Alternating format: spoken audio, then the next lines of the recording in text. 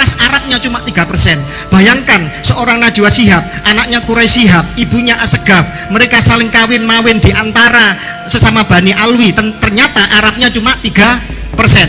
Apa yang bisa kita tangkap dari sini? Bahwa Bani Alawi ini, Bani Alwi bin Ubaidillah ini bukan orang Arab. Sekalian.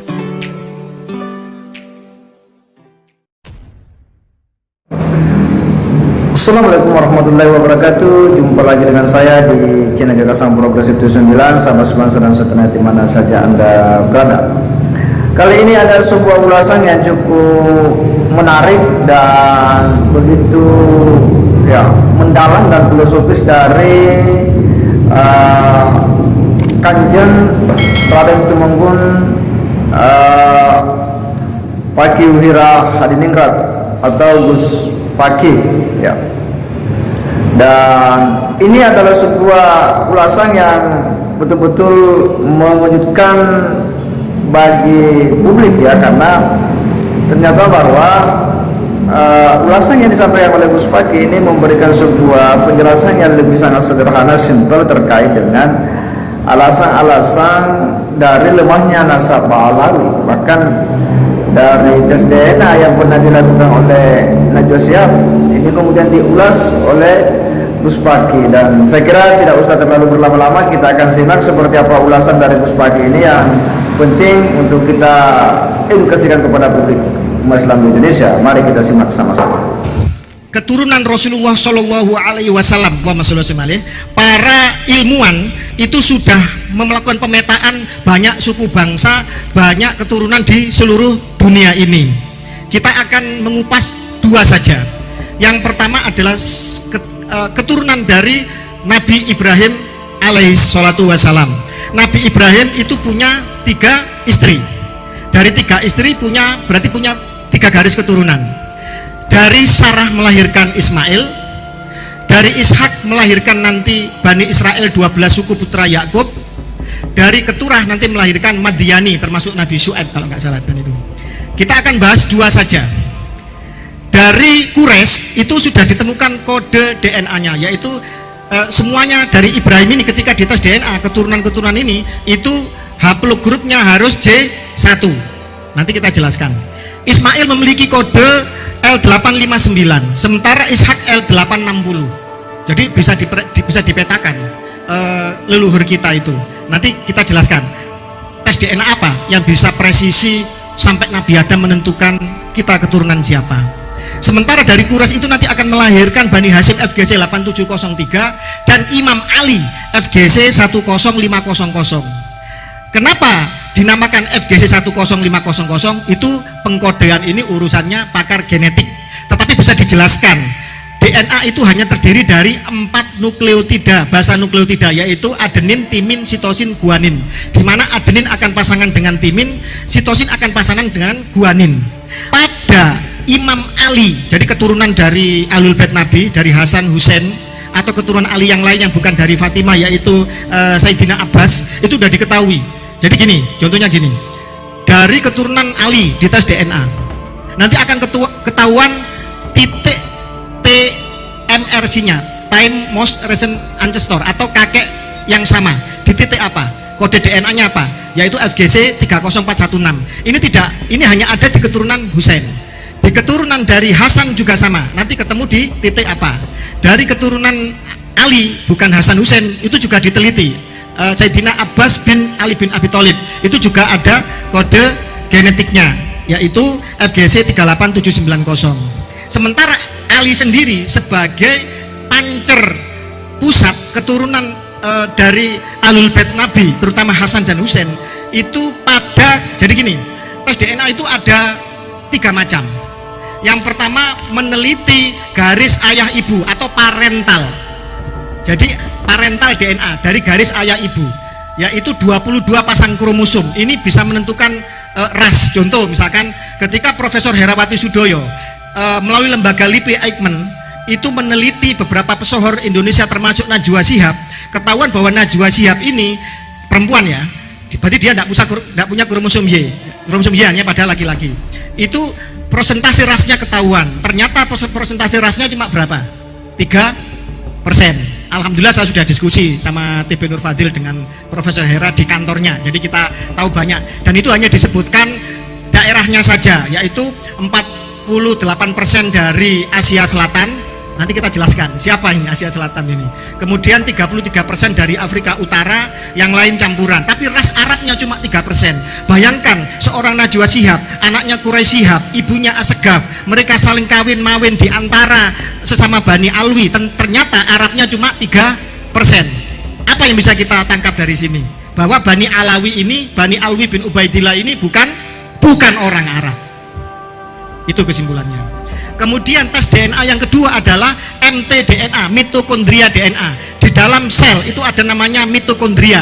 Di sini jejak ibu, dari ibu kita ke ibunya lagi hingga ke ibu Hawa. Ini jejaknya ada. Kemudian ada lagi dari kromosom Y. Kromosom Y ini hanya diturunkan dari ayah, anak laki-laki, ke cucu laki-laki, ke buyut laki-laki. Dari Nabi Adam hingga laki-laki terakhir sebelum bumi kiamat, itu nanti akan terdeteksi. Jumlah kromosom Y adalah sekitar 59 juta deret DNA. DNA keseluruhan 23 pasang kromosom ini sebanyak 3 miliar. Hanya kromosom Y saja ini sejumlah sekitar gampangnya 60 juta lah, 60 juta deret DNA. Dan pada titik Imam Ali, keturunan semua Imam Ali bin Abi Thalib, pada koordinat ke 20.706.147 itu telah terjadi mutasi. Yang sebelumnya dari Nabi Adam hingga sebelumnya itu masih timin, itu berubah menjadi sitosin. Dinamakan haplogroup karena memiliki kode SNP, single nucleotide polymorphism. Gampangannya deret DNA khusus, gitu aja. Nanti dijelaskan, kalau ada yang tanya nanti kita jelaskan. Jadi SNP punyanya haplogroup J ini khusus, tidak ada di yang lain. Haplogroup G punya SNP khusus sekian 100 lebih SNP khusus yang tidak ada di haplogroup yang lain. Dan ini bisa menentukan seseorang itu lebih dekat kekerabatannya dengan siapa dan keturunan siapa, dan garis leluhurnya di titik timeline berapa ribu atau berapa ratus tahun silam ini bisa dideteksi. Sebegitu presisinya catatan Tuhan. Jadi pertanyaannya, bagaimana dengan Mbak Alwi? Mbak Alwi ini jangankan haplogroup J yang orang Arab, mereka haplogrupnya adalah G. Jadi mereka sama sekali bukan orang Arab. Jadi melenceng jauh. Ini yang bicara ilmu pengetahuan, Pak ya. Dan ada jurnal ilmiahnya. Kalau mau membantah tidak bisa, hanya katanya framing bla bla bla, tidak bisa. Harus dengan ilmu pengetahuan, harus dengan jurnal ilmiah. Ini namanya menyangga dengan bermartabat. Tidak katanya, tidak melakukan framing gelap atau mencoba untuk mengkaburkan tes DNA. DNA ini sangat presisi, apalagi kromosom Y yang tidak berekombinan. Jadi Bapak Ibu Saudara sekalian, kita bisa memanipulasi catatan manusia. Sekarang saya mencatat keturunan Diponegoro, 200 tahun kemudian akan menjadi manuskrip, betul nggak? Tetapi ketika dites, apakah di zaman sekarang keturunan Diponegoro mengkonfirmasi saya sebagai keturunan Diponegoro? Ternyata tidak. Kemudian catatan saya hingga ke Diponegoro ada nggak? Ternyata tidak ada. Maka berarti saya telah batal menurut sejarah dan kajian pustaka. Tetapi kalau ternyata saya tidak punya catatan keturunan Diponegoro, mungkin karena perang kakek saya tercerai berai, jangankan ngaku keturunan Diponegoro, bisa makan, bisa selamat hidup saja sudah alhamdulillah. Jadi zaman dahulu leluhur kita banyak menyembunyikan nasab karena apa? Karena memang resikonya nyawa, sehingga kita merasa yang penting aku kenal mbah buyutku lah, seperti itu. Bahkan banyak di beberapa pelarian Trah Mataram yang ke timur itu catatan nasabnya dibakar. Tetapi dengan tes DNA panjenengan semua akan terdeteksi apakah panjenengan bersaudara dengan Mbah Mufid yang terahnya Sambernyowo, apa panjenengan bersaudara dengan Tubagus Nur Fadil, dengan Kiai Nawawi, dengan dengan Kiai Imaduddin yang keturunannya Sunan Gunung Jati. Dengan tes DNA akan ketahuan itu semua. Itulah presisinya catatan Tuhan. Pertanyaannya, apakah garis nasab jauh ini itu presisi? Baik, saya akan ungkap sebuah kisah. Yang kisah ini sekarang sempat menjadi polemik 200 tahun dalam sejarah negara adidaya Amerika Serikat. Tetapi pada abad ini itu sudah terjawab semuanya, yaitu yang namanya Jefferson-Heming kontroversi. Presiden ketiga Amerika Serikat Jefferson ini menjadi duda pada umur 39 tahun. Istrinya bernama Martha ini punya saudara beda ibu. Bapaknya tuan tanah, punya 120 budak, punya 11.000 hektar tanah, dan salah satu istrinya bernama Betty melahirkan anak bernama Sally. Sally ini berarti campuran, nun sewu, budak di Amerika apa pak? Kulit hitam. Kalau saya nyebut negro nanti rasis ya. Kulit hitam. Jadi Sally ini campuran kulit hitam. Sally ini ikut Presiden Jefferson umur 14 tahun dan disinyalir umur 16 tahun dikumpuli secara rahasia dan melahirkan 6 orang anak. Selama 200 tahun keturunan Jefferson dari Martha yang kulit putih ini menolak bahwa punya saudara dari si Sally yang budak kulit hitam ini. Lama ini 200 tahun menjadi kontroversi. Tetapi dengan tes DNA akhirnya ketahuan bahwa keturunan dari Jefferson dari kulit putih yang bernama Martha ini dengan Sally ini ketika dites DNA sesama garis lurus laki-lakinya punya YDNA, punya kromosom YDNA haplogrupnya T, dan banyak kode-kode SNP-nya mereka ketemu semua.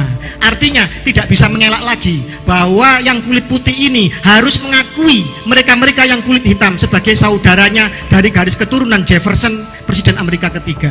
Inilah catatan Tuhan, dan ini bisa menjawab apakah catatan tes DNA YDNA ini bisa menjawab garis keturunan jauh. Sangat bisa dan pasti bisa.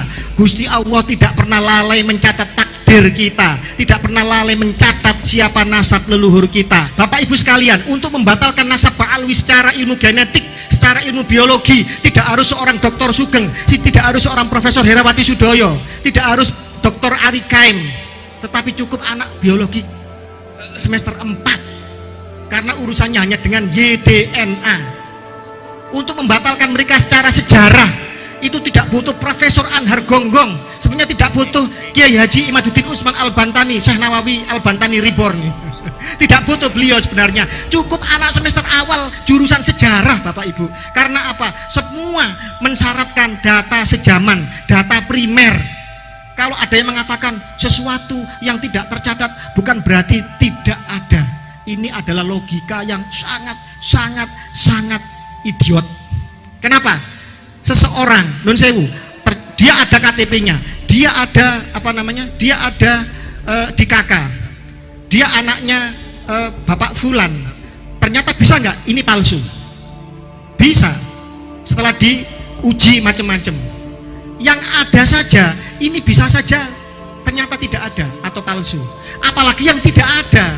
Lah bagaimana ini bisa bisa dibuktikan ada? Lah wong catatannya aja nggak ada. Mereka mengatakan, buktikan nakobah mana yang membatalkan nasab Ba'alwi. Loh, apanya yang dibatalkan? Wah, mereka tidak pernah diakui kok, mau minta. Ini logika bagaimana? Dan Anda semua, kita semua sebagai bangsa yang bermartabat, yang punya harga diri, yang membangun peradaban ribuan tahun silam, kok mau-maunya sekarang kita dibodohi oleh mereka?